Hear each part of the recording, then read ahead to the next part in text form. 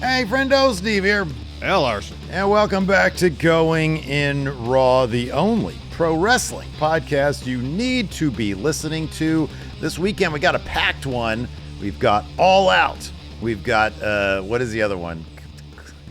WrestlePalooza. WrestlePalooza. How did I forget the name WrestlePalooza, You Larson? love the name.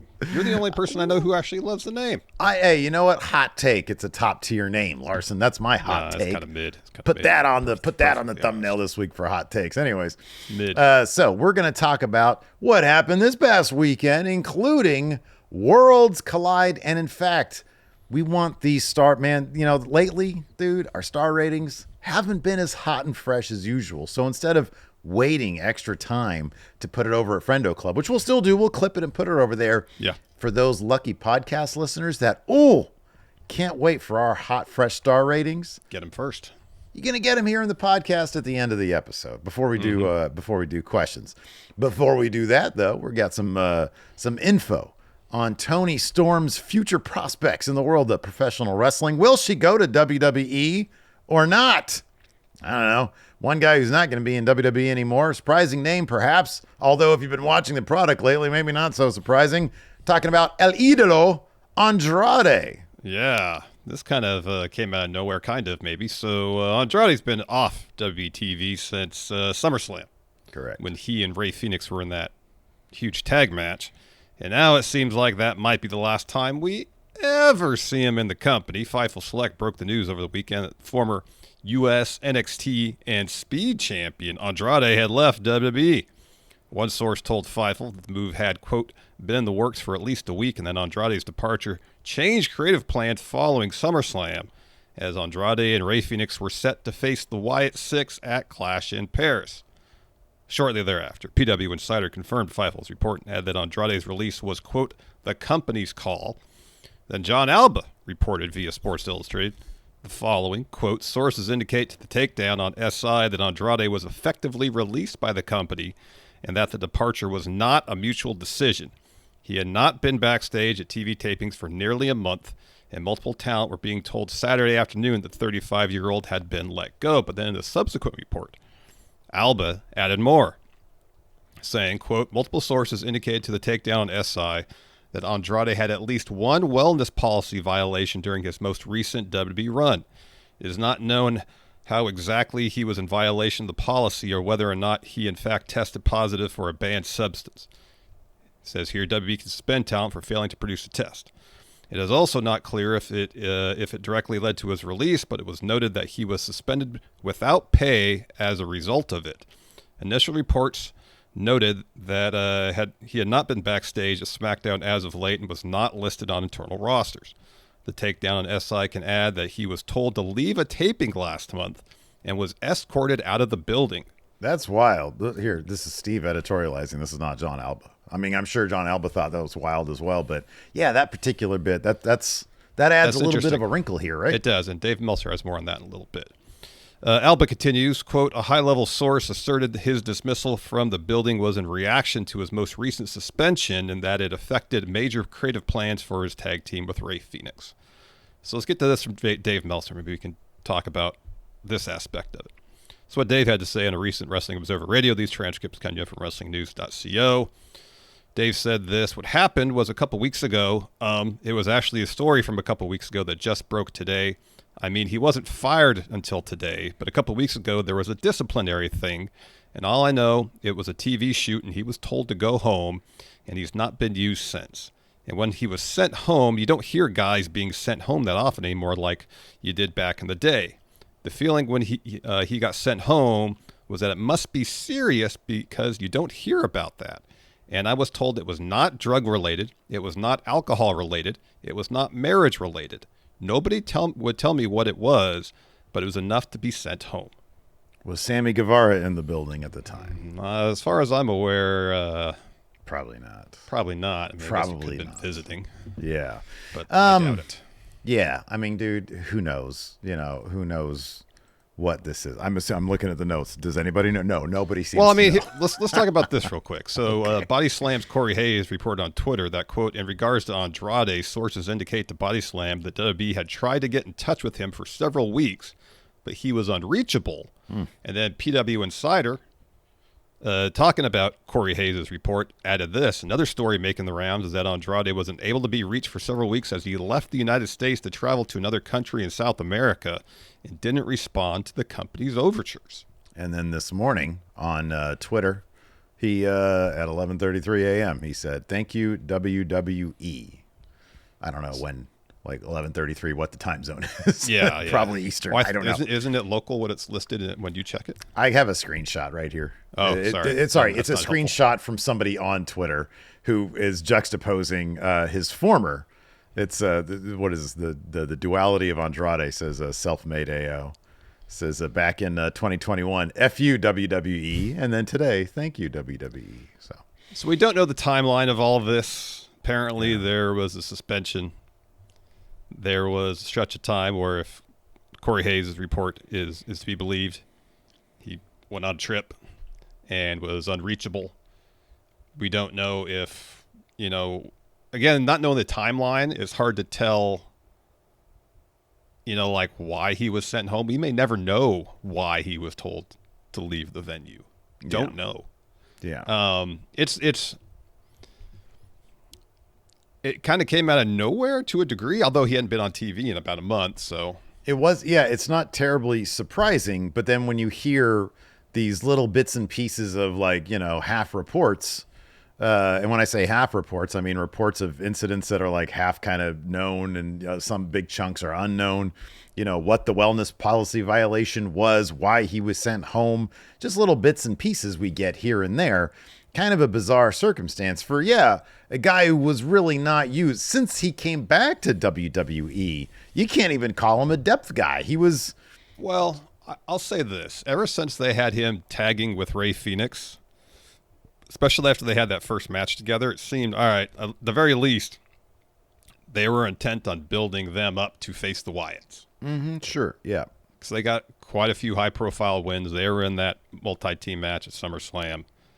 And, as reported, were set to face the Wyatts at Clash. Now, I doubt they would have won that match, but the fact that they were being built up to be challengers for the tag titles, I mean, that's being used far more than he was prior. Yeah, that's true. And as a tag team, they gelled insanely well for the few matches that we saw them in. I don't know really what that meant for their future, given I feel like what you said is true. I don't think that they were, I don't think they were going to win those tag titles. And in which case, okay, what are they going to do with them? I can understand how, from Andrade's perspective, and again, not knowing anything in terms of what he might have done, was he in the wrong here? Was he not in the wrong here? I have no idea. But just from an outsider's perspective, they bring him back with this limp dick music that doesn't get anybody hyped up. And presentation matters. If you look at, for example, Penta's presentation or even Phoenix's presentation, it's like, goddamn. But with Andrade, it was always this weird thing where it was just barely a step above what he had in AEW in his debut there, which was no music whatsoever. It was Vicky Guerrero screaming into the microphone. Yeah, right. Was his theme music, yeah. This wasn't that much better than that. And then he has a Tron with the weird blue robot guy, which I actually really like, to be honest with you. But how does it fit with his character? Not really an Andrade type thing, maybe some sort of WWE countering the strength of hologram on Collision if they had their own version of a hologram, maybe like a clone of some sort. But again, even the clone is on Collision, which, bad news, Collision Cowboys. Oh, you didn't get to watch it this I didn't weekend, have time to watch. We had Worlds Collide. I was doing stuff, so unfortunately, I have no idea what happened on Collision this week. And I don't on either. Top of that, I think we had more people complaining about my review last week than we had people being thankful for it. Because you didn't give, I'm guessing because you didn't give it the time they thought it deserved. Dude, look, I watched it and I was like, hey, I'm going to talk about this because it shows I'm keeping up with it. Even though it's not a full-throated review, I'm putting in the effort here. Let me ask you something. I'm going to interrupt here. Sorry. Was it advertised? Was it prefaced as a review or a recap? Because those are two different things. I don't think it was any. I think you just said, I watched Collision. This is what happened. In which case, I feel like the bullet point structure you had is sufficient to meet the criteria that you laid out. You know what it really was? It was a water cooler conversation between two coworkers. It was like, I see Larson at the water cooler. Hey, man, did you watch Collision this week? No. What happened? Well, knowing that we got to get back to our cubicles at some point, I'm going to fill you in as quickly as possible. I can give you these big story beats. But then I was accused of not even covering big story beats. And I'm like, what did I miss? I didn't miss anything. So anyways, I don't know. But I didn't watch it. I didn't watch it, so I can't tell you what you missed. I can almost guarantee I'm not going to watch it next. I don't even know when it airs next week. This week, I should say. Oh, yeah. Because we got all on Friday. out. I think they usually have it Friday. But no, pay-per-view's on Saturday, so yeah, it'd be Friday. Is it going to be right after Dynamite this week? I don't know. No, Dynamite's Wednesday. I think they run Collision on Friday when there's a pay-per-view Saturday. Yeah, but sometimes, like last time when they had a pay-per-view, didn't they like run it like right after? It was like right after Dynamite. We got Collision. Oh. I don't know. Maybe not. Anyways, let's talk about Andrade more. Yeah, it was just, and there just wasn't really that level. I mean, it's funny because when you look at, for example, the two other high-profile AEW former WWE guys that came back to WWE, Aleister Black and Rusev, even they've been used more, and they haven't even been used all that great. But they've been used more than Andrade.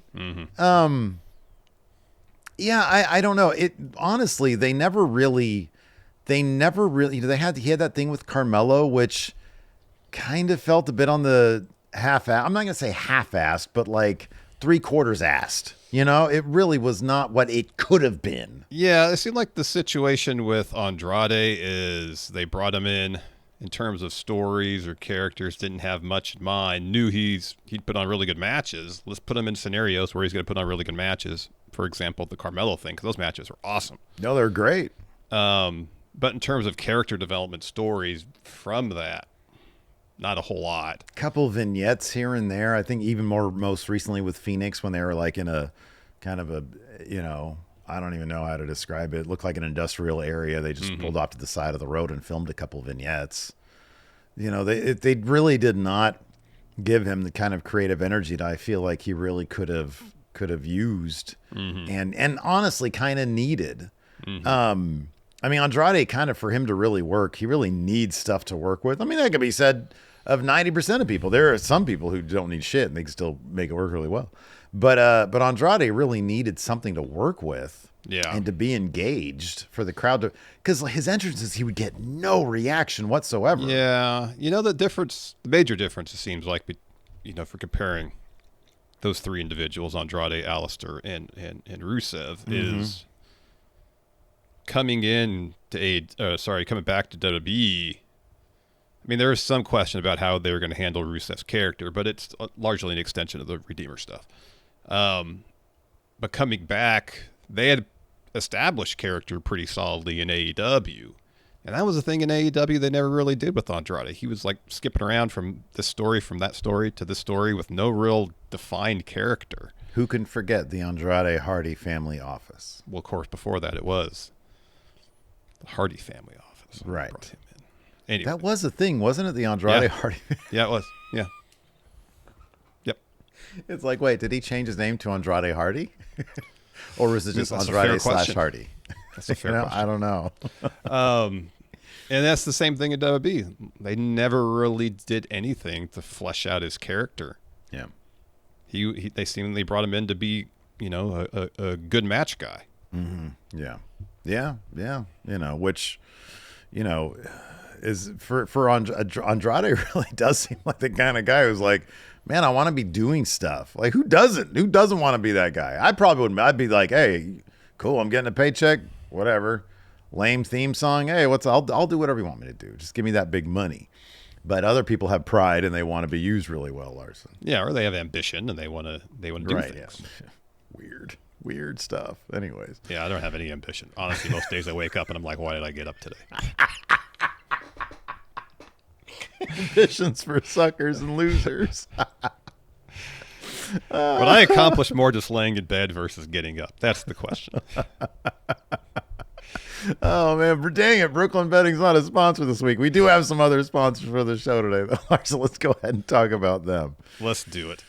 This episode of Going In Raw is sponsored by him. Steve, I'm fresh off another predictions challenge win in August. I'm still waiting to get that custom hat that comes with my victory. Where's it at? It's right. It's literally right here, man. Look, I got it right here. Look. All right, I want it. It should be on my head right now, should it not? Yeah, I'll bring it to basketball today.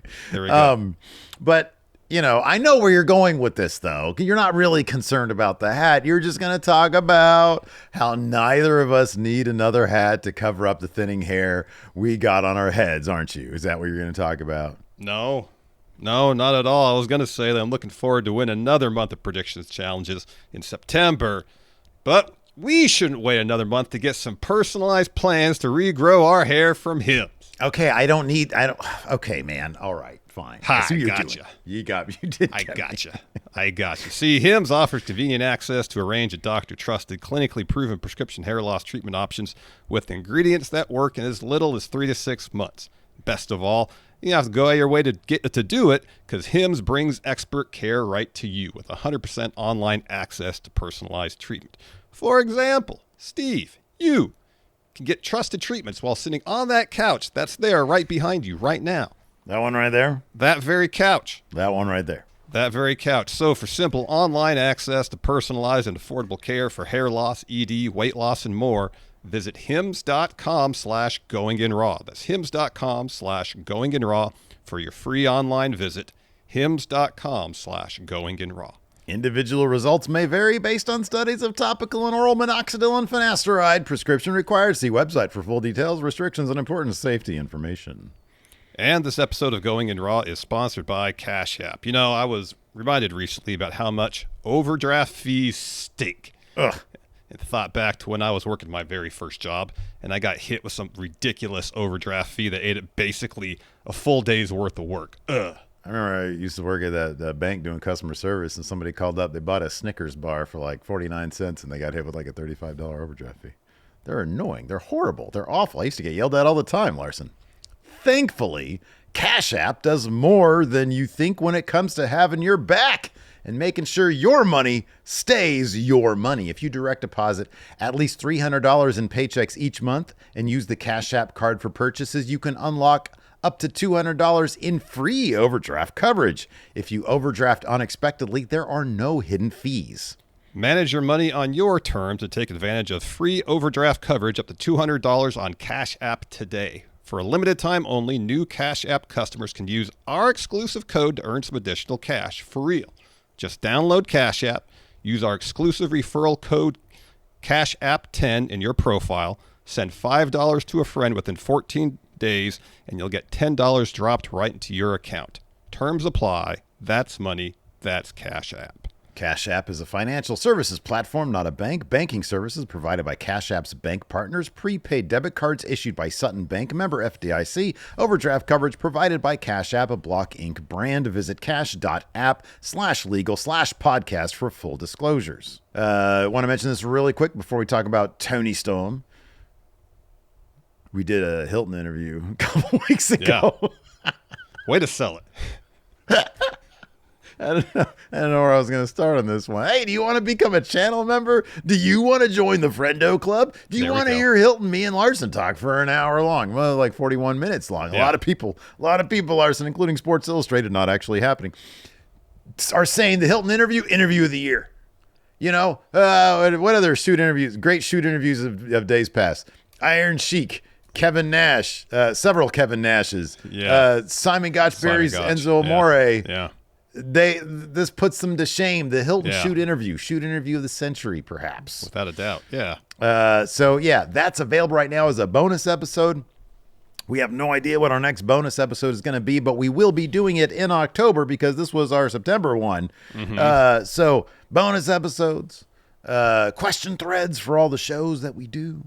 And the Big Predictions Challenge. You mentioned it earlier. We're talking about the Big Predictions Challenge. You got your bucket hat over here. Oh, I can't wait. Well, now you can become the person to dethrone the guy. That's that guy right there. No, use my name. My name. The guy. That's not my name. When we open the show, it's, hey, friendo, Steve here, and the guy. Not true. Who And Larson. dethroned the guy that cashed in on the guy that dethroned Steve here? That's right. You can be that guy. You're putting an awful lot of attention on a reign that I guess, while technically longer than most, that's your first reign. Longer and than only most. to this point. B, I think defeated the third or second most number of participants in predictions. Well, if you combine the number of people that I beat in my 2 wins, it outpaces yours substantially. No. I had one huge wave of friendos coming all over me, Larson. Well, and I was able to fend them off. I happened to be twice. I was able to beat them off, Larson. I was able to beat them all off. We're talking about like 380 dudes. I beat them all off, Larson, in that predictions challenge. Yeah.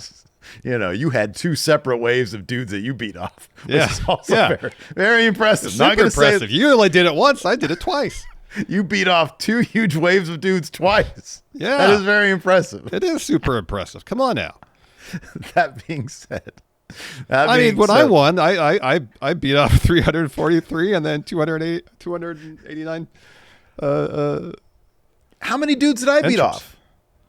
Let's see here. 382. So combined, I did more. Oh my God. I beat off so many dudes, Larson. But I did more by a substantial margin. If you want to find out how many dudes you can beat off in the next predictions challenge, you just gotta click on join. So many people are killing their memberships right now. I didn't know I'd have to beat off dudes. No, listen, we mean fend them off in the predictions challenge is what we mean. Click join right here, youtube.com/Stephen Larson, or go to patreon.com/Stephen Larson. See, the whole promo started tepid and now it's really high energy and sexual, which is great. Yeah. Or go to patreon.com/Stephen Larson. There's a QR code over by Larson over there that you can do your phone thing and do that.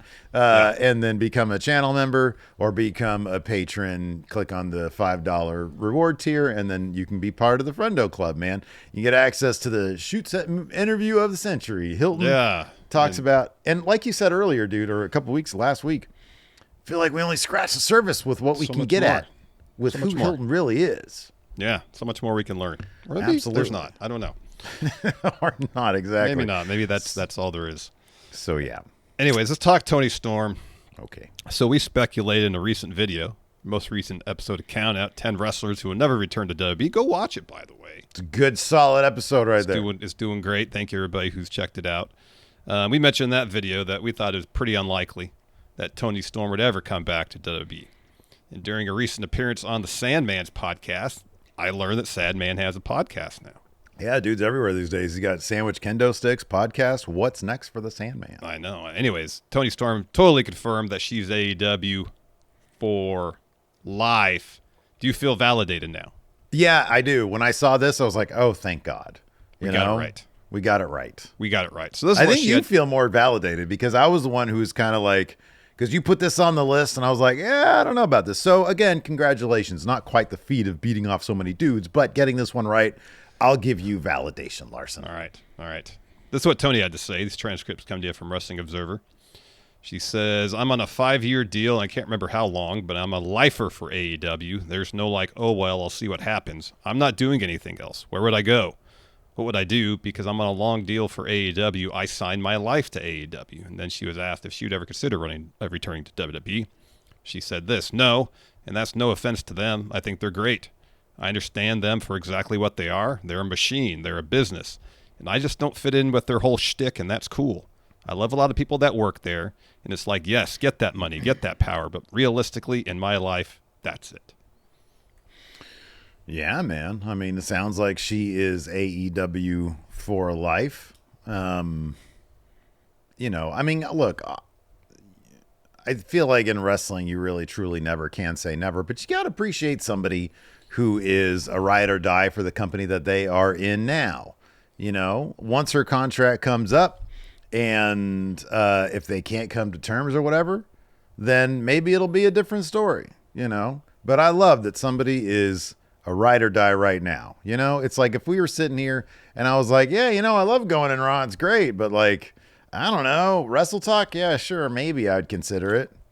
You're right. You'd be like, the fuck? Number one, I don't make any sense because it's like apples and oranges. But you get me. You know, you understand what I'm saying. Yeah, I get what you're saying. You know, it'd be like, the fuck, dude? I'm, Bill and Bob Friendo. They'd be sitting there like, the fuck? We're paying you, bro. You know?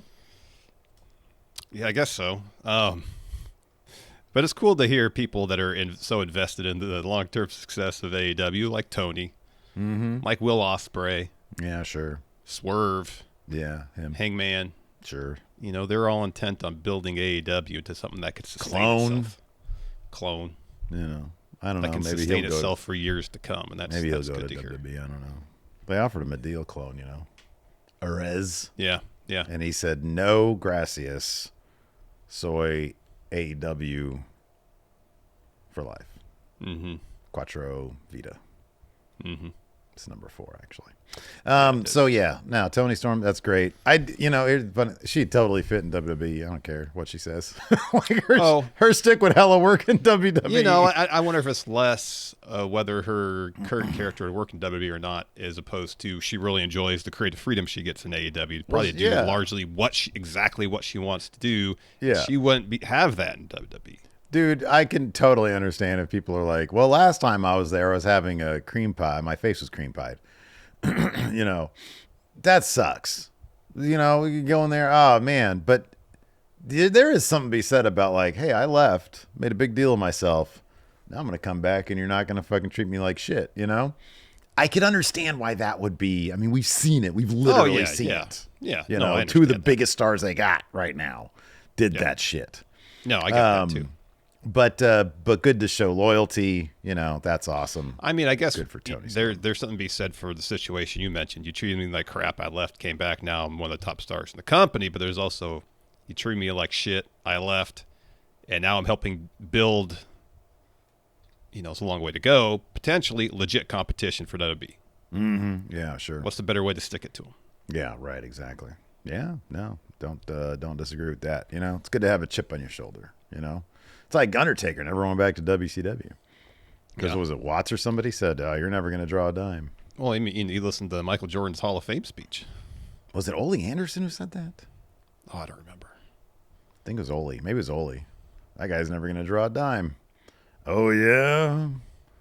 What about as the dead man? So, yeah. Then he never went back. Nope. Boy, oh, boy. Worlds collide. We've got ourselves a brand new mega campeón in Dominic Mysterio. I love my favorite fucking ongoing drama because that little bit at the end. I thought the show was fine. Yeah, I thought there was one really fucking awesome match, and it was the opener. Oh, really? I thought the Latin American match was it was too short, but it was fantastic. Yeah, I thought that was good too. I thought it was too short. But like that opener, I thought was so fucking fun. It was really good. Yeah. It was so much fun. Look, there was good wrestling. Don't get me wrong. There was good wrestling on the show.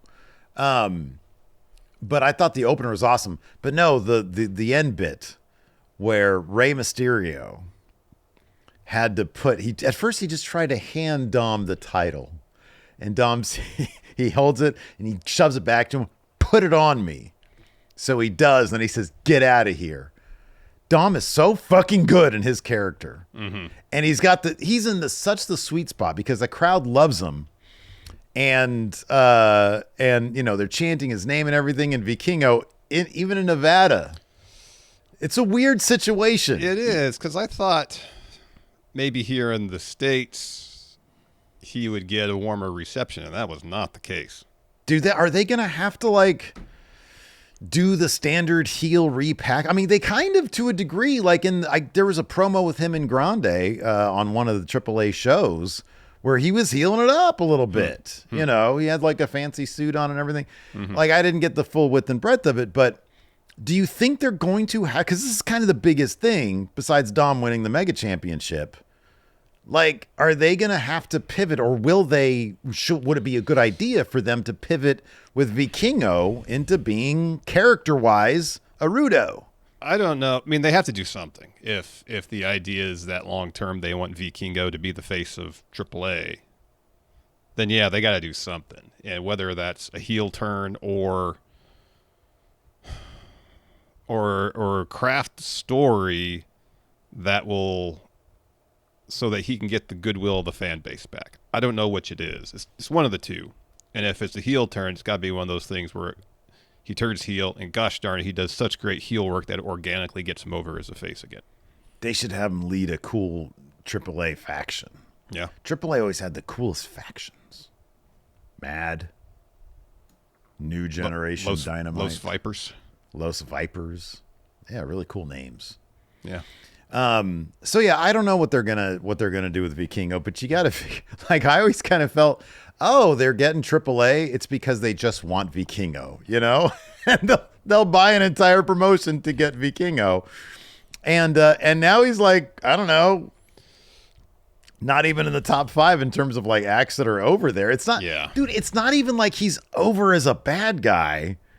He's like just sort of, oh, well, they're pushing him as a thing, but people are just like, boo. Well, I mean, he wasn't ever getting that kind of response, I don't think, prior to him beating Alberto for the title, right? No, I don't believe so. I think that was the inciting incident, but it carried all the way up to the States now? That's crazy to me. Yeah. Yeah, in hindsight, it probably would have been a much better idea to have a champion in between Alberto and Vikingo, someone that could get that heat, carry the title for a little bit, and then drop it to Vikingo. In hindsight, I mean, it's pretty clear that's what they probably should have done. But at the time, I'm sure they were just like, all right, we want the title on our dude, so we can start marketing this, AAA around our dude and go from there. So I'm looking at this really quick because I have a bit of a theory. So all right, so this is from Newsweek this is from PW Insider Elite via Newsweek. That says Rey Mysterio is getting closer to returning to the ring. He's expected to be at the Performance Center next week. Oh, you think we're gonna get Rey versus Dom for the mega title in San Diego? Yeah, there's a good chance that happens. Because you and I were sort of thinking, okay, well, they're in San Diego. What are they going to do there? What's the deal? I mean, obviously, there's going to be the War Game stuff, but also what huge thing. But I can 1,000% see them doing Rey versus Dom for the Mega Championship. I think for a while we've been trying to think of a way for either the Mega title to be defended on that card or something huge between Rey and Dom happening there. Yeah. And then you can have it all. Yeah. And this, I don't know if there's anything AAA planned between now and did they announce their next show on the Worlds Collide show? I don't know if they did. But they can they're still going to be running shows like probably in Mexico or whatever, and they'll have television. Although Lucha Blog posted I think today that they're airing on AAA television from this week some Alberto stuff that happened 2 months ago. So, I don't know what that means. In any event, I think that's a huge match for San Diego, given that's going to be a big stadium show. Rey versus Dom, and you have that Mega Championship on the line in the stadium. That's a fucking big deal. That's huge. It is. And I guess that would be an opportunity for Dom, I think, to finally get a win over his dad. I don't think he's beat him yet.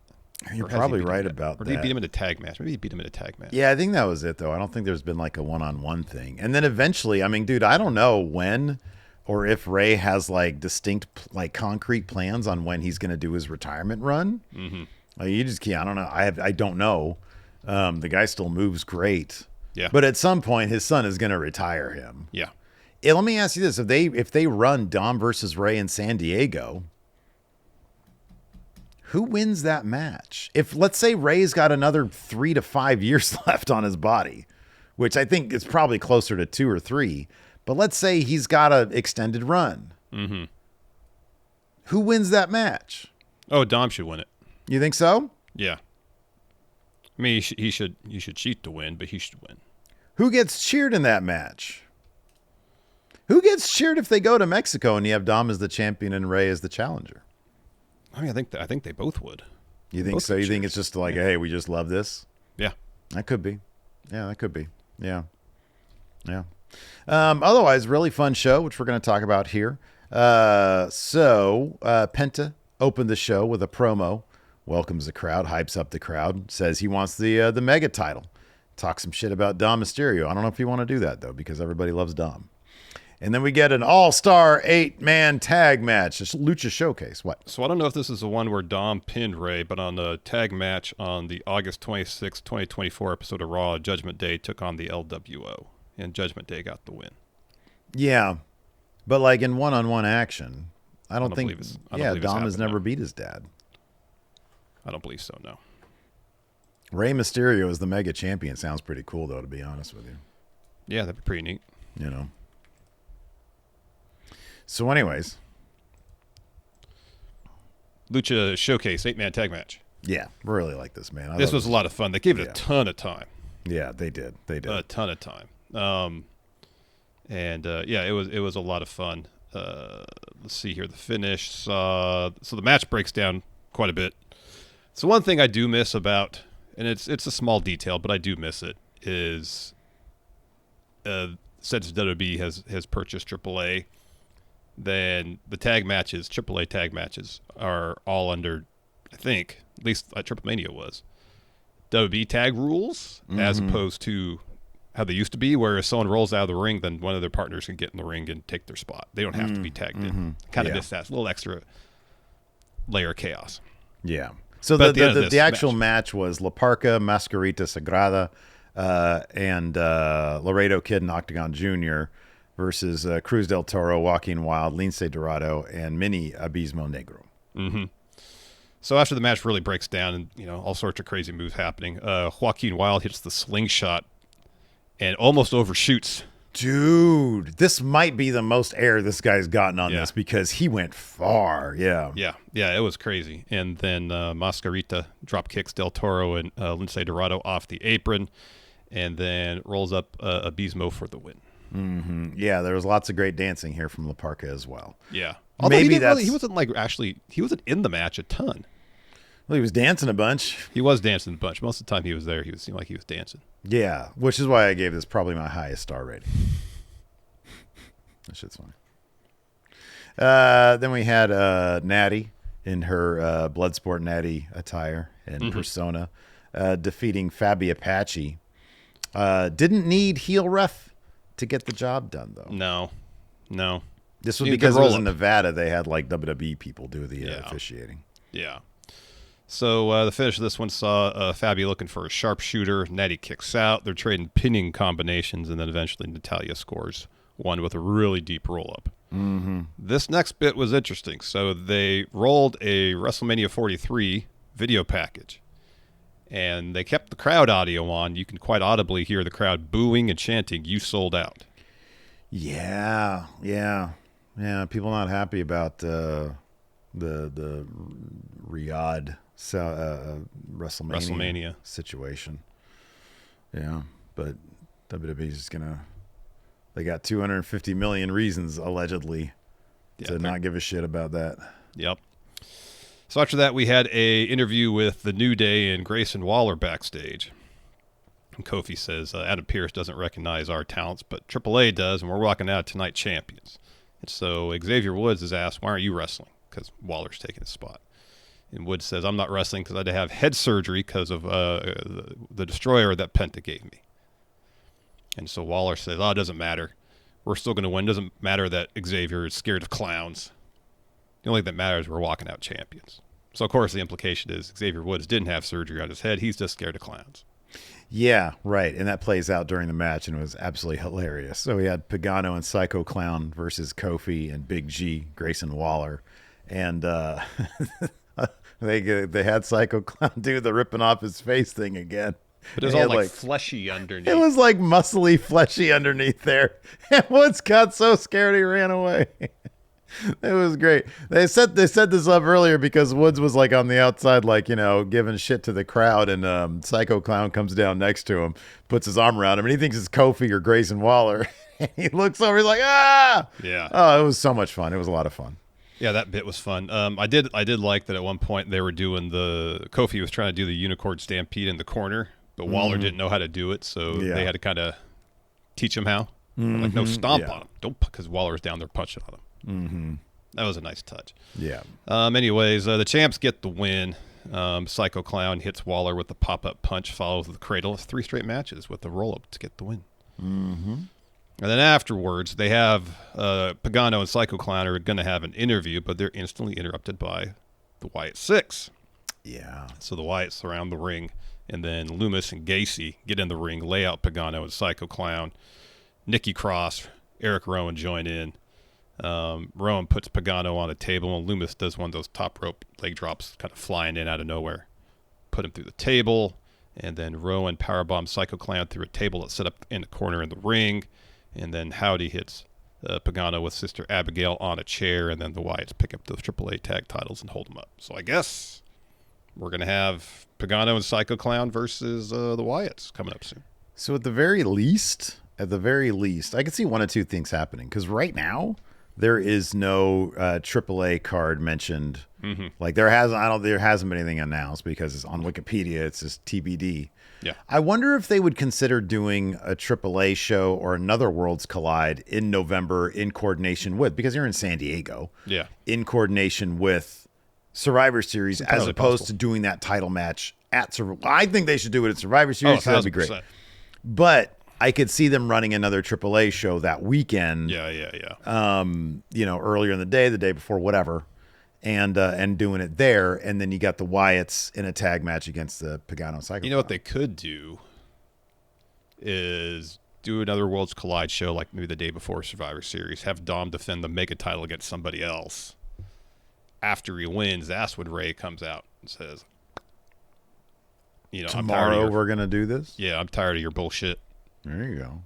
Let's do this tomorrow at Survivor Series. Dom Beach is like, I'm tired. I just had a match. Yeah, so I know. I'm gonna go next month, Dad. Some chicken tendies and relax. Load back up. Just sack up, son. Yeah, sack up. There you go. Yeah, that's a possibility. So the Wyatts versus Pagano and Psycho Clown. I'm assuming it's not going to be title for title. They'll, probably overbook the shit out of this. I don't see the Wyatts coming away with these AAA tag titles. I don't either. But I mean, I wonder if by then, if they don't want the WWE tag champions to get pinned by Psycho Clown and Pagano, which is silly, but if they don't want that to happen, there's tons of tag teams. You can just take them off the Wyatts between now and that match. Yeah. So then we had another tag match, Lola Vice and Mr. Iguana teaming up against Roxanne Perez and Finn Balor. So much of this match was about Demonito. When we're going to see Demonito early in the match, Mr. Iguana. So Finn comes to ringside for the match during his entrance. He's got a bag. The assumption is Demonito's inside. Mm-hmm, yeah. So early in the match, Mr. Iguana gets that bag and tosses it under the ring. Well, later on, who knows who's controlling Demonito, because Finn's in the ring. Yeah. Demonito pops up between the apron skirt and the ring, and Finn's like, no, it's too early. Get back under there. Yeah. So then later on, Finn goes and gets the bag. Again, we assume Demonito's inside from under the ring. Iguana takes it from him and then takes him down with a springboard headbutt, takes the bag, looks inside, it's empty, and we find out that Finn already has Demonito on his hand. And then he hits Mr. Iguana with a sling blade drop kick, goes up top looking for the coup de grace. Lola pushes him off. Iguana hits him with a super rana and sends him out of the ring. And this bit was pretty funny. So Mr. Iguana looks at Layeska, throws him out of the ring, hits a perfect suicide dive on Demonito. That was great because but when Finn went up for the coup de grace, he brought Demonito and he velcroed, the hands are velcro together. Yeah. So he put him on like a cape, like he was, hanging onto his back. Yeah, it was pretty funny. Yeah. So then Iguana hits a suicide dive on Finn, and then back in the ring, Lola hits Roxanne with the back fist to get the W. It's awesome for Lola Vice. I was kind of surprised that was the way it went down. But yeah, no, I mean, good win for Lola Vice and Mr. Iguana. Let me ask you this. Sure. If Finn Balor was given the option with no decrease in his pay to do AAA full time, would he say yes? He seems to be having fun, doing kind of a little bit of goofier stuff. So I don't know. I mean, I don't know. I think the answer is 1,000% yes, he would. Because he looks like he's having a blast doing it. Yeah, he looks like he's having a lot of fun. That is true. Next up for the Latin American Championship, we had El Hijo, Dr. Wagner. I saw on the Twitter that he rebranded himself as Dr. Wagner III. And yet, in this show, he's still being billed as Leo del Dr. Wagner Jr. Yeah. I need answers. I want to know what's going on here. I was going by what you said. I assumed you were telling me the truth. What do we refer to him as? I don't even know anymore. So he defended the title against Dragon Lee, JD McDonough, and Ethan Page. This is about as good as a 10-minute action-packed four-way match can get. It was so good. There's so much creative stuff. Pace never let up. Mm-hmm. It was great. It could, if they'd given me 10 more minutes of this, hell yeah, that'd been awesome. Yeah. That being said, the 10 minutes or so we got was great. Finish saw Dragon Lee counter to, what does JD call his finisher now? It's not Devil Inside anymore, is it? Oh, shit, dude. That ripcord suplex, whatever. Anyways, Dragon Lee counters that into a destroyer. Ethan Page then hits Lee with the twisted grin. Wagner Jr. breaks that up with a swanton. Then he hits JD with a Wagner driver to get the W to retain the title. Yeah. Yeah. Really fun match. Gosh, this is so good. Yeah, no, it was a badass match. Not even 10 minutes, though. Yeah. It was like, what, 9.5, 9:45, something like that? 9:56. Yeah. Well, basically 10 minutes, yeah. Seconds away, Seconds, mere seconds. Mere seconds. And then the main event for the Mega Championship, Dominic Mysterio challenging El Hijo del Vikingo.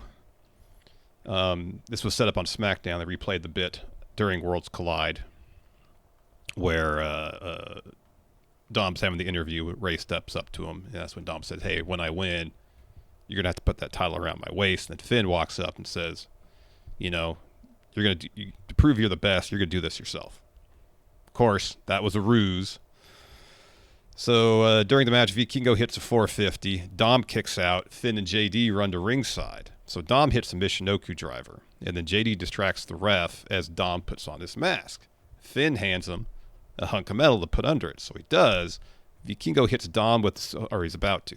So Vikingo hits Dom with a super kick and that knocks the piece of metal down to the floor. Dragon Lee comes to ringside to try to make the save. He gets beat up by Finn and JD. Ray comes to ringside with a chair. He takes out Finn and JD. So then Vikingo kicks Dom, hits the 630, covers.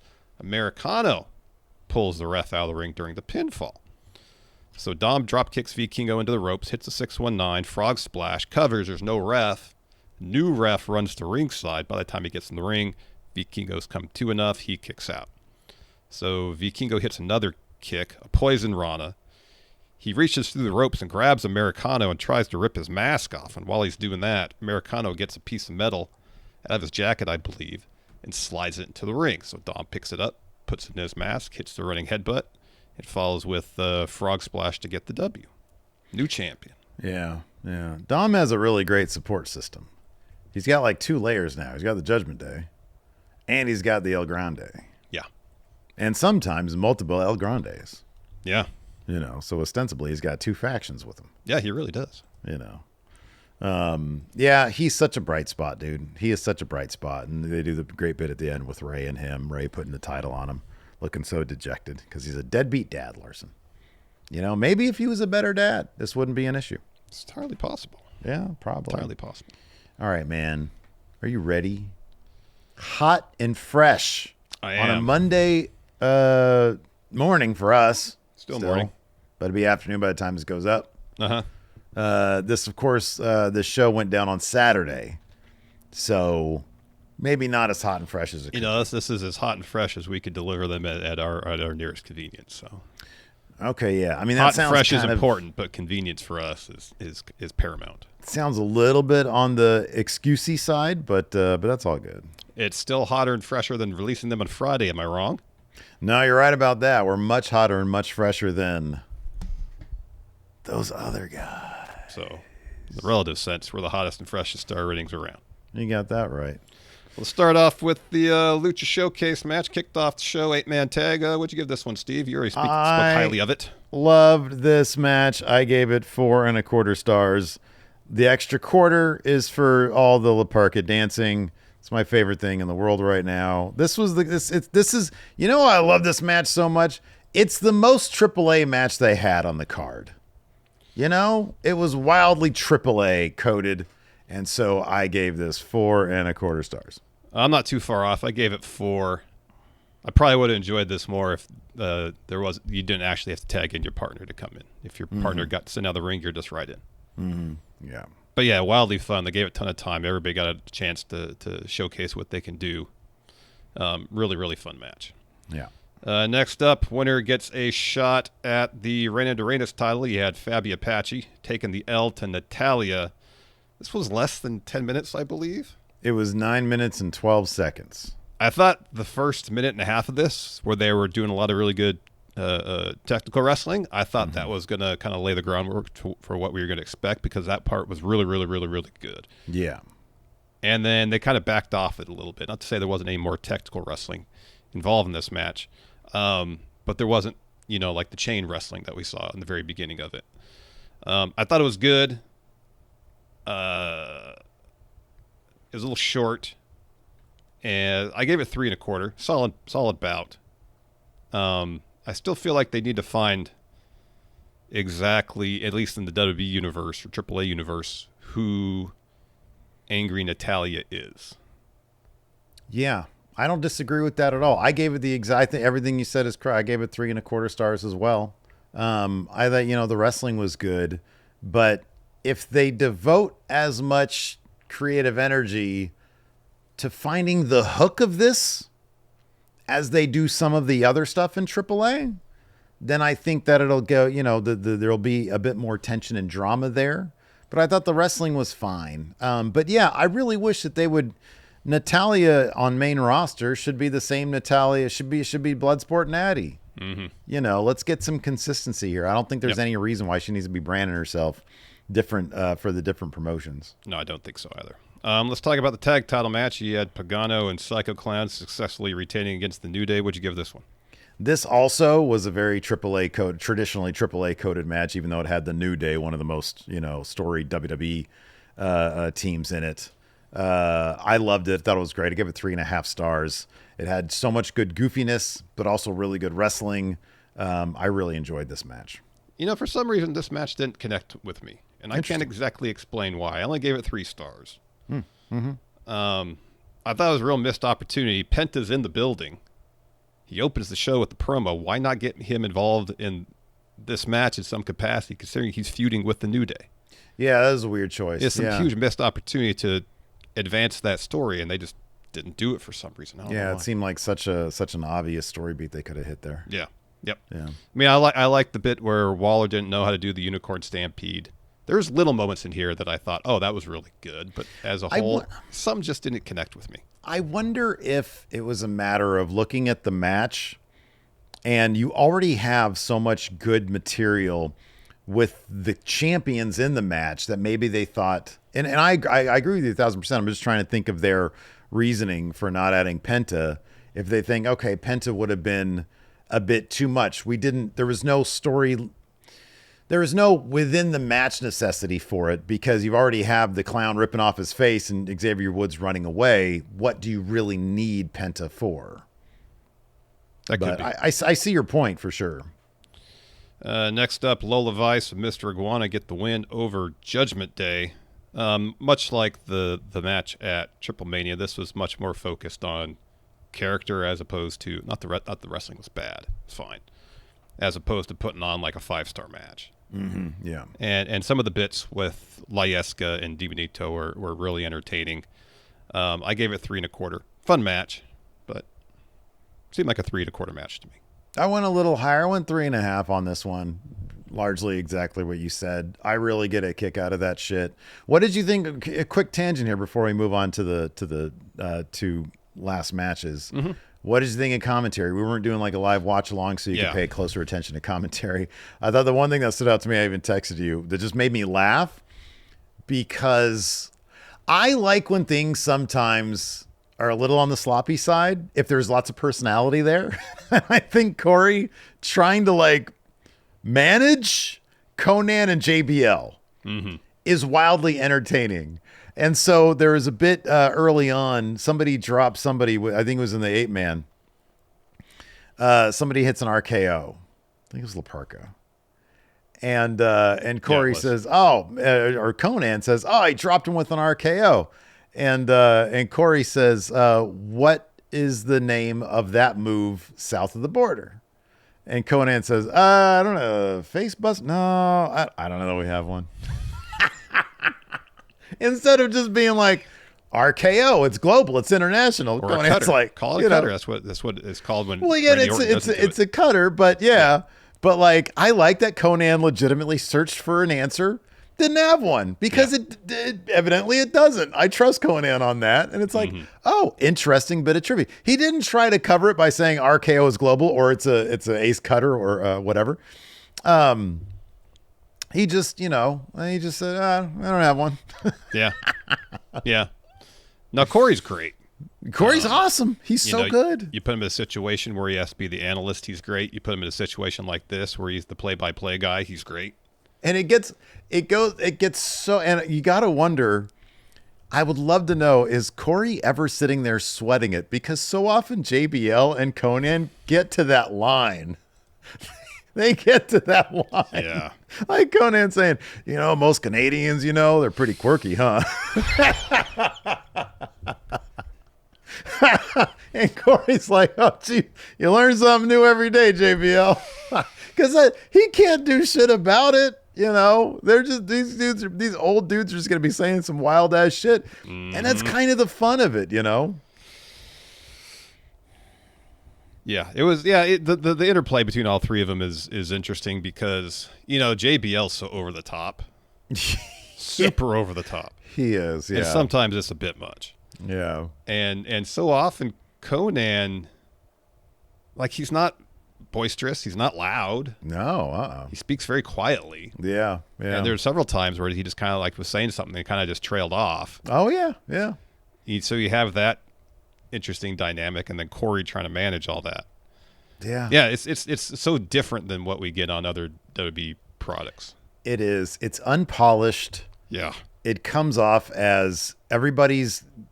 I honestly think everybody's having a legit good time.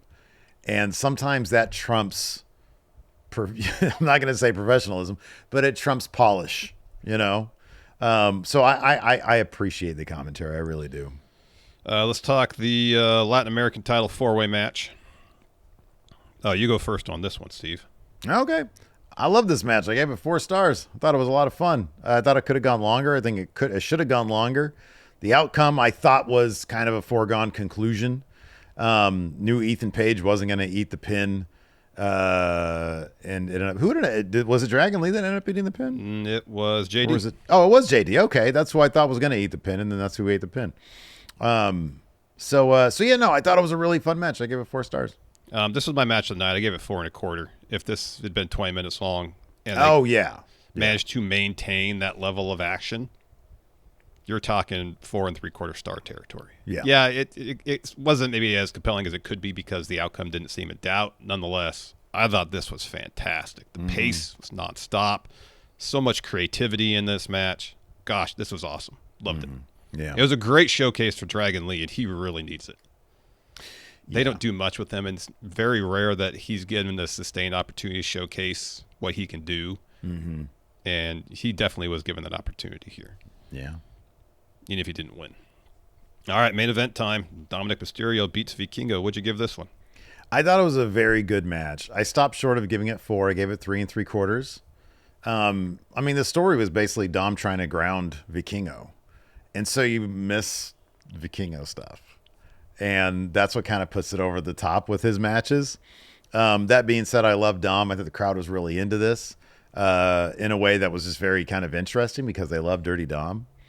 And yeah, I thought it was a really well wrestled match with a great angle at the end with, I like the overbooking stuff. And then, Ray having to put the title on Dom. I really like that. But, in terms of the actual, meat of the match, I thought it was really, really good. But it didn't really go past really, really good. I gave it 3 3/4. Yeah, especially at the beginning. There was a couple clunky bits.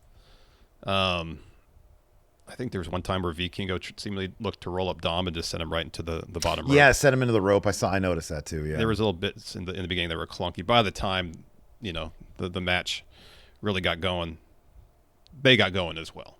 Mm-hmm. So I gave it the same score as you, 3 3/4. It was good, really good, but never really elevated to great. I didn't feel like. Yeah, we can agree on that one. And there you go. There's your star ratings. Hot and fresh-ish for Worlds Collide. Hot and fresh, but not inconvenient to us. Yeah. You want to answer some questions? I think it'd be great if we answer some questions. This is a good one here. First from Alex Foster says, since Shane McMahon couldn't join the Death Riders, what current faction should he join? Boy, that's an alternate universe type situation with Shane McMahon and the Death Riders, huh? Yeah. What faction should he join? Create a new one, obviously, with Omos, Braun Strowman, George Mizanin. You know, you bring former enemies and allies alike together. Yeah. You know, Shane is the main guy. George Mizanin is the mid guy. And you got, honestly, a legit amazing tag team with Braun and Omos. That would be a great tag team. That's and good. Then he might need, like, who is the most prominent woman star to be in Underground? Did Natalya do Raw Underground stuff? I thought so. Was Marina Shafir there at the time? Probably. Or Shayna? Was Shayna in the Underground stuff? I don't know. Probably. I'm going to say this. Raw Underground Dancer. Okay. That's going to be his representative for the women's division. And what's the faction called? Something Underground. It's got to be. Yeah. You know.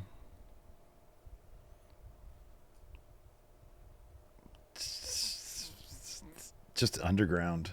Okay. The Underground. The Underground's actually a badass name for a faction. It's not bad. Wouldn't shock me if that was. I was trying to think of a AAA faction that Shane could join.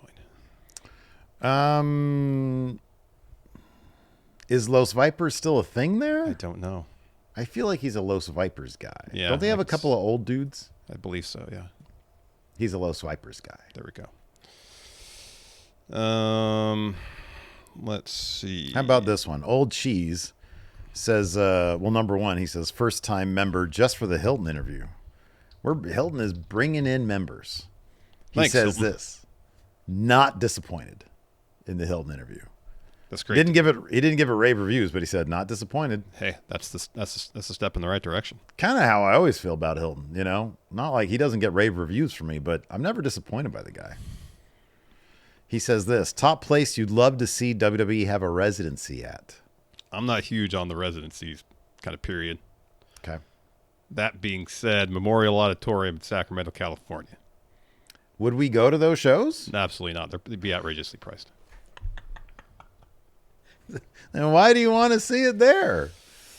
Well, this is something for the city. That's it. All right. The Orangevale Community Center. Within walking distance, you know, they have a nice gymnasium there, so you can have the shows there. So I would say that, the OV Community Center. And I would go to some of the shows there because I don't have to deal with parking. I don't have to worry about any of those. I'll smuggle in my own food, you know, some chicken tendies that I'll put in like some aluminum foil, smuggle those in. So then I'll pay, you know, whatever. And I don't know, like they don't really have nosebleeds. Every seat in the bleachers would be a good seat. All right. So yeah, I'd just across the street from me. That's what I would do. Convenience. Again, convenience Above all else. is paramount. Mm-hmm. Styles Clash here says Seth is finally moving out of his perpetual tweener character and closer to the full-fledged heel. He needs to be with this storyline. Do you think there's any chance they would keep Seth and Becky as the Bonnie and Clyde heels, then break the Bronze and Paul off as the Vision moving forward? Oh, okay.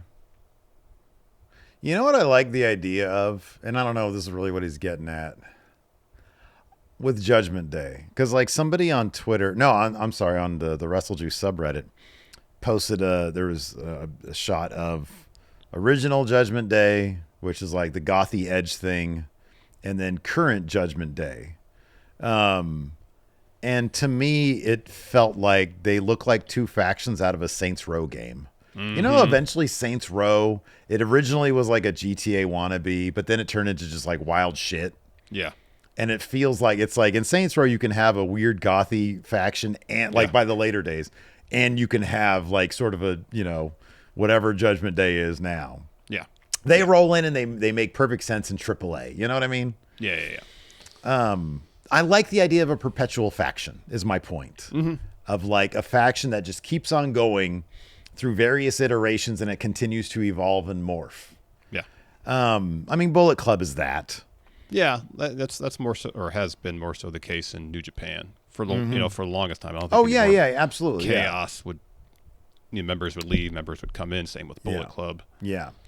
So yeah, I would not be opposed to eventually Braun and Bronson continuing on the vision. Seth and Becky going off to do their own thing. I wouldn't be if the story is good for it, then I'm down for it, you know. And eventually they are going to get to a point where Braun Breaker at least is going to outgrow Seth Rollins. So yeah, I'd be fine with that. Mr. Sinister asked, do you guys think we'll ever see a movie with Batista, The Rock, and Cena? If so, what kind of movie would it be and what roles would each of them be in? I don't think that would happen anytime soon because The Rock is Oscar baiting. Yeah, but Dave isn't necessarily worried about blockbuster movies per se. No, like he's not. So if I think there's a better chance of The Rock, but it could be a situation where they don't want to do the movie starring the wrestlers, and so would avoid it for that reason. Although if it's like good material, I don't think Batista would. That's the thing. I'm trying to think what situation would make sense for those three guys to be in the same movie. It ain't going to be a DC thing because Rock is out. There's no way Rock would be like, oh yeah, I'll come back for James Gunn's version of Black Adam. That's not going to happen. No, Batista would probably do something with James Gunn. Batista would, but Rock wouldn't. Yeah, I would actually be kind of surprised if Batista didn't. I was bummed out because I finally we watched Superman yesterday. Oh, how was it? Instead of Collision. I personally loved it. I don't know how into it you would be. Look, there's only so many ways. There's only so many things you can do with Superman these days. And I feel like it's probably going to be the least I loved it, but it's also very steeped in my teenage years reading that James Gunn clearly is a big fan of the same shit that I'm a big fan of. Mm-hmm. And so when Guy Gardner shows up, I paused it, ran and got my volume of Justice League International, the first batch of that, where they got that version of Guy Gardner from, and I was showing it to Lacey. Lacey was into it. She loved it. And the chemistry is great. And you can tell Gunn is trying to do something different with superhero action scenes. It has kind of like the action scenes kind of have a Sam Raimi light feel to them to a degree. Like close-ups using wide angle lenses and, herky-jerky motion. Shit that he's trying to do something different with the motion of action scenes, of superhero fight scenes, I should say. But it still always resorts to superhero fight scenes, But all the little James Gunn bits of humor and focusing, there's a strong emphasis on people and their pets, which, you love. Like the dog plays a much heavier role in this than I thought he would. Oh, okay. It drives a lot of the story. So I really, really appreciated it. But I feel like it's going to eventually end up being kind of the least interesting entry of the larger James Gunn DC stuff. Because I love the Peacemaker show. We started watching season 1 again because Lacey really loved Superman. So she was like, hey, what else is there? I was like, let's watch Peacemaker.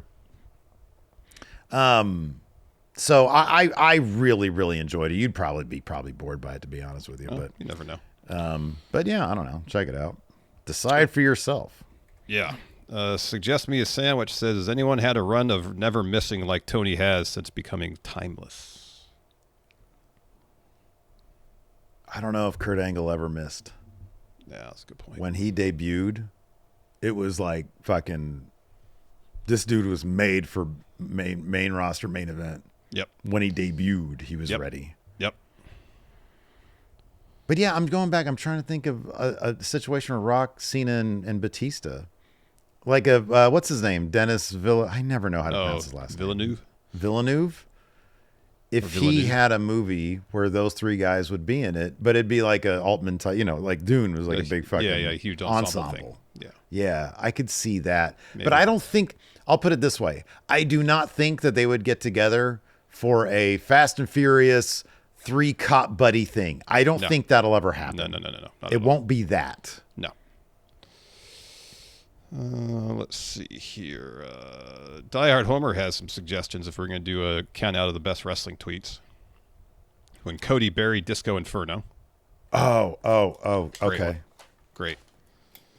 And then apparently Brazzers tweeted this after the Fiend Seth Hell in the Cell match. Said, hey, WWE, let us know if you need advice on how to craft logical and coherent storylines with satisfying finishes. I love it. That's great. That's great. Wasn't there a Vince McMahon birthday tweet to Shane? That was I just said happy birthday, Shane McMahon, yeah. Super cold. Yeah. All right. We got a couple more then. Josh M. here says, with golf, F1, boxing, soccer, all having events in Saudi Arabia, why is WWE alone held to some higher moral standards? They're not. When Live Golf started, there was a whole thing about sports washing when it comes to golf. Yeah. I don't follow F1 or boxing or soccer close enough to know if something similar happened, but 1,000% when Live Golfing was a thing, that there was a lot of talk about all that. Yeah, I can't speak to the fandom of those other sports. I really can't. Let me ask you this, because you are, if the NBA, I can tell you right now, if the NBA struck a similar deal with the Saudi government, there would be backlash. There would be outrage. There would 1,000% be that. Yeah. I can't speak to the other fandom because I'm not enmeshed in that. Yeah, same. So I don't know. I was going to bring up the NFL, but then I realized, wait, I know I'm clued into the NBA. If the NFL did that, I don't know what the reaction would be like. It is a bit of a different fan base in the NBA. It is. It still receive criticism, because of the sports washing aspect of it. Absolutely. Yeah. Nikyle asks, should JBL return to WWE commentary full time? No, he's perfect in AAA. I like him for AAA. It's just small doses. Small doses is the right. Yeah. Dog Authority figure says, have we considered the possibility that Grande Americano is a clone? This could explain the multiple Americanos we've seen on TV. And how we would have to, like, the other Americanos, like 2 and then subsequently 3, or if you can consider these 3 and 4 even, if Grande is a clone of Chad Gable, they would have to be a bit stumblier because they're copies of the copies. Copies of a copy, yeah. Like 4 would come out there and he'd forget who he's supposed to interfere on behalf of. Yeah. Accidentally hits. He would attack a fan. Or attack Americano, yeah. Or start gnawing on his foot. Yeah. All right, here we go. It's our Dave Matushak question for you, Larson. With with Bryan Danielson doing commentary full-time for AEW, would it ever be possible for him to wrestle again when given the opportunity, much like Nigel McGuinness before him? Well, I think regardless if he was on commentary or not, if he was medically cleared to wrestle and had the desire to, the possibility exists that he could wrestle again. Yeah, I think that all this comes down to him getting clearance. I mean, when he was introduced, is it this past Dynamite? When Excalibur actually made his entrance, Excalibur said, I'm paraphrasing, he's doing this now because he's not wrestling anymore.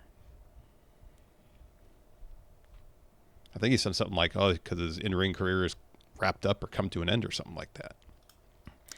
Yeah. I have no idea. I'll put it this way. I suspect until Danielson says, I'm done and I'm never going to do this again, I think the door's open. Oh, absolutely. I think if they needed him, especially now with Ospreay and Swerve out for a while, if they needed him, if they're like, dude, we've got this show and we need to juice tickets, like Revolution, right? That's usually their second biggest show of the year, I think. Mm-hmm. if they Well, needed, double or nothing is kind of the second. okay. So third, but still. I mean, Revolution is where they put the Sting retirement. That's why I say that. Yeah. That might just be more of a calendar thing as opposed What to... happened at Double or Nothing this year? I don't know. I'm sorry. Oh, it was Hangman and Ospreay, the finals of the Brett tournament. The finals of the Brett tournament. So Mercedes. And, it was like, yeah, who's going to dethrone Mox thing. Yeah. But that was that's the thing is like Double or Nothing at this point might be the lead in to All In if they keep All In around the same time, which is why I bring up Revolution. But if they need to juice tickets for Revolution, Danielson might end up being their Brock Lesnar, break glass in case of emergency.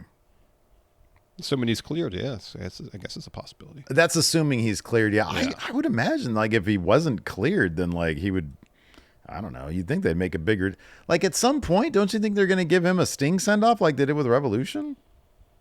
Again, if he can medically do it, yeah. DKC Return says, what's your favorite Macho Man promo? Oh, it's cream of the crop. Cream of the crop. Oh, yeah. The cream always rises. Oh, yeah. And then he throws it away and he magically comes up with another one. Yeah. Oh, it's great. It's the best. So good. That might be a Mount Rushmore topic. It could. Mount Rushmore promos. Yeah. God, we're going to have to find the original, most revolutionary promo. The very first promo. Did Jim Landos drop a promo sometime? Maybe. I need to know who dropped the first Let Me Tell You Something. Jonathan Vieira says, Raw Gate technology question. What two current wrestlers would you switch movesets and mannerisms during matches, but switch back after the bell rings?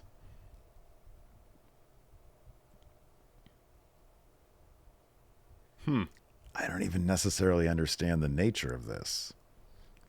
So the idea is the bell would ring, they'd switch movesets and taunts and such for that match, and then as soon as the match is over, they'd switch back.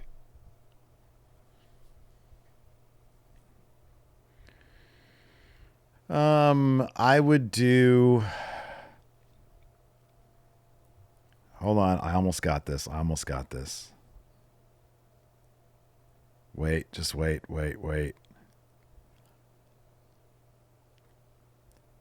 Jacob Fatu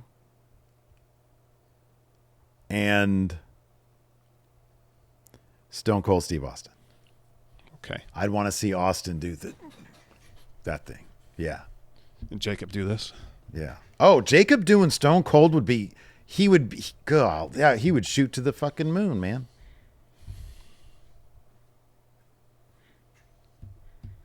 Austin, Fatu 316. Fatu 316 says, I just yelled a bean. I don't know. It's good. Kind of I messy. got nothing better than that. Kind of messy. What about Mox and Tony Storm? Oh, wow. That'd be interesting.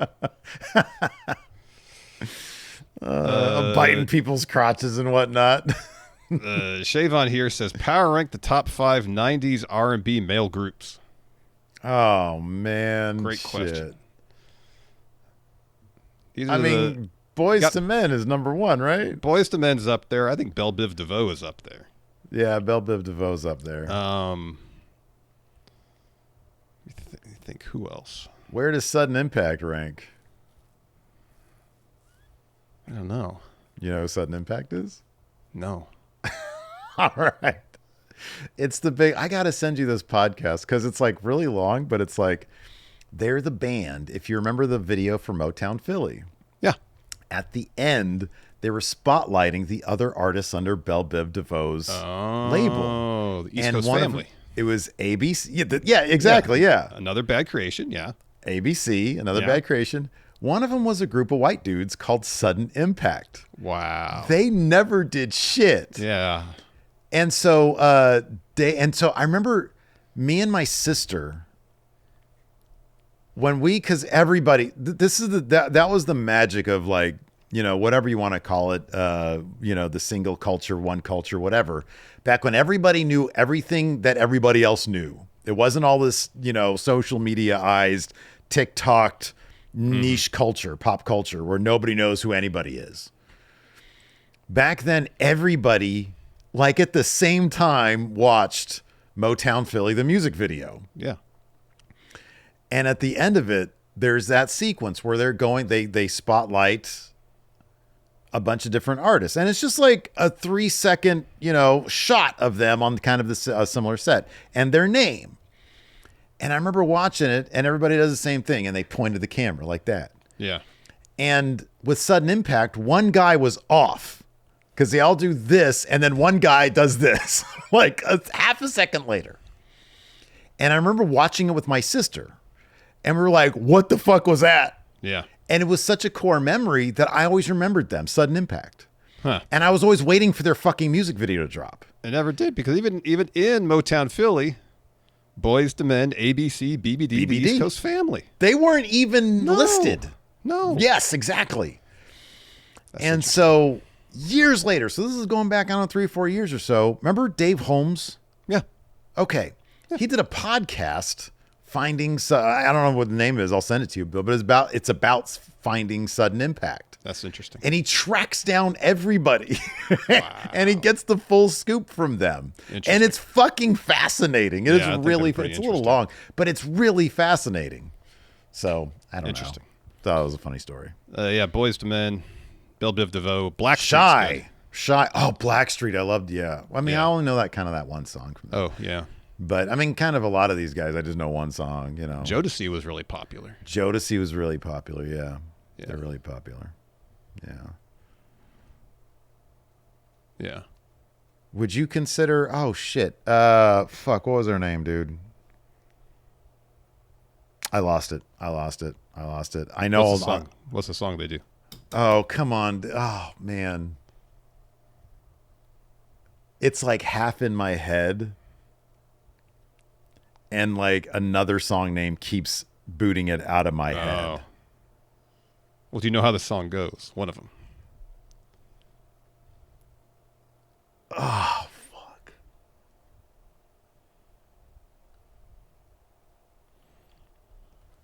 Move on.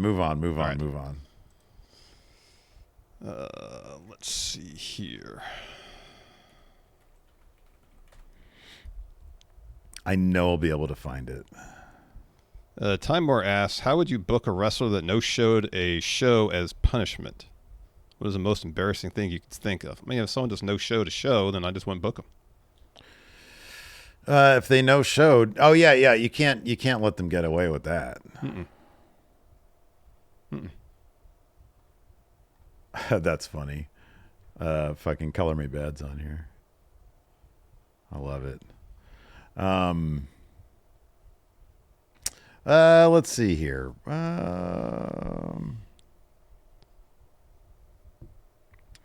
Joe the Meme Maker says, for Mania 2027, which alive/retired teams would you book in a ladder match if money's not a problem? The Brothers of Destruction, I say. The Hardys.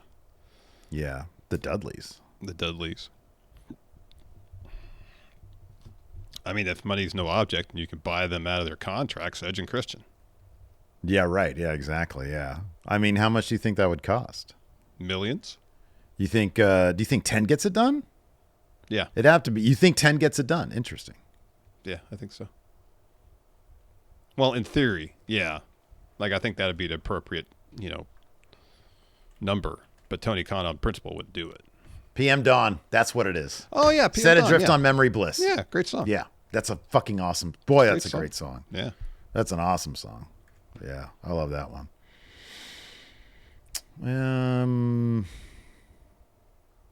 That's kind of all. Well, I got one more here from Donald Seaman. Says, is it time for Andrade to join the one place that won't mistreat him, TNA?